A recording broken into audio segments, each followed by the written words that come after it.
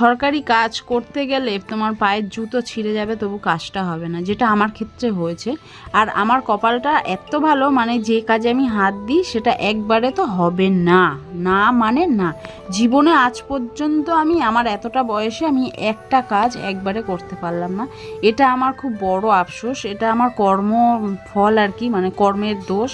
মানে এত বাজে কর্ম করে এসেছি। তো ওই কথায় আছে না, পাপ করবে রাশি রাশি, ভুগবে কি মা মাসি। তো আমার ক্ষেত্রেও সেটাই হয়েছে আর কি। তো আজকে যাব, আমার গন্তব্য হচ্ছে দমদম মিউনিসিপ্যালিটি। আর ওখানে মানে এই ব্রিজটা হওয়ার পর না আমি এই প্রথম যাচ্ছি, আমি জানতামও না। তো হুট করে তোমাদের দাদাভাই বলছে ক্যামেরাটা অন করো অন করো।